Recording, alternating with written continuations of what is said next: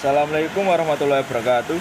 Perkenalkan, nama saya Muhammad Akil Akbar dari jurusan FAI semester 1. Di sini saya akan menjawab soal UAS nomor 3, yaitu tentang epistemologi dalam sudut pandang Islam. Sebelum kita masuk ke dalam inti pembahasan, mari kita pahami terlebih dahulu apa itu episteme. Dalam istilah filsafat, episteme merujuk pada pengetahuan atau cara pandang terhadap ilmu. Istilah ini diperkenalkan oleh filosof Yunani Plato yang membedakan episteme dari doxa, yaitu opini atau pengetahuan yang belum pasti. Namun bagaimana Islam memandang konsep episteme ini, yaitu Islam menekankan pentingnya ilmu pengetahuan yang bersumber dari wahyu Allah Subhanahu wa taala dan akal manusia.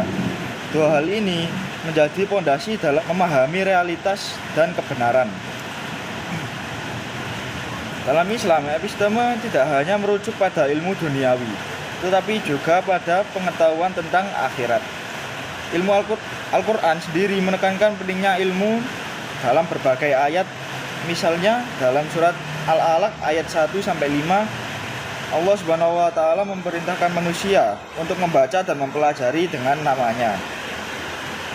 Ilmu dalam Islam dibagi menjadi dua, yaitu yang pertama adalah ilmu nakli.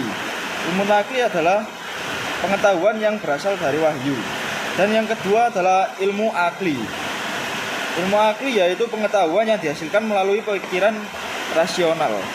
Kedua sumber ini saling melengkapi dalam membentuk episteme yang kokoh. Imam Al-Ghazali, seorang cendekiawan muslim terkenal, menjelaskan bahwa wahyu adalah pemandu akal. Akal tanpa wahyu bisa tersesat, sedangkan wahyu tanpa akal sulit dipahami secara mendalam. Imam Al-Ghazali juga menekankan bahwa ilmu yang sejati adalah ilmu yang mendekatkan manusia kepada Allah Subhanahu wa taala. Dengan kata lain, episteme dalam Islam tidak hanya mencari kebenaran, tetapi juga bertujuan untuk meningkatkan ketakwaan. Jika kita melihat sejarah episteme dalam Islam, melahirkan banyak kemajuan. Salah satunya yaitu pada masa keemasan Islam. Ilmuwan muslim seperti Al-Khwarizmi dan Ibnu Sina dan Al-Farabi mengintegrasikan ilmu wahyu dan ilmu rasional. Hasilnya adalah kemajuan dalam berbagai bidang seperti matematika, kedokteran, dan filsafat. Hal ini menunjukkan bahwa Islam tidak pernah memisahkan agama dan ilmu. Sebaliknya, Islam mendorong umat untuk terus belajar, menggali, dan berkontribusi untuk kemaslahatan umat manusia. Jadi, apa yang bisa kita pelajari dari konsep episteme dalam Islam? Yang pertama itu adalah ilmu adalah anugerah Allah yang harus kita manfaatkan sebaik-baiknya. Yang kedua, yaitu ilmu harus digunakan untuk mendekatkan diri kepada Allah Subhanahu wa taala dan bermanfaat bagi umat manusia. Dan yang terakhir, Islam menegaskan bahwa keseimbangan antara wahyu dan akal adalah kunci menuju pemahaman yang utuh.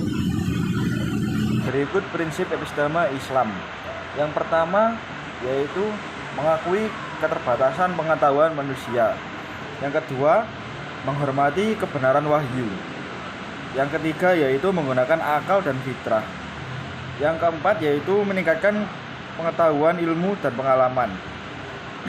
Dan tokoh-tokoh epistemologi Islam, yaitu ada yang pertama Imam Al-Ghazali, yang kedua ada Ibnu Sina, yang ketiga ada Ibnu Rushd, yang keempat ada Imam Al-Farabi, dan yang terakhir kelima yaitu ada Syekh Al-Islam Ibnu Taimiyah.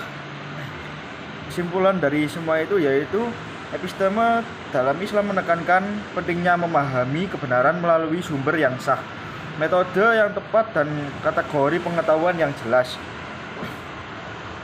Hal ini membantu umat Islam mencapai pengetahuan yang mendalam dan memperkuat iman.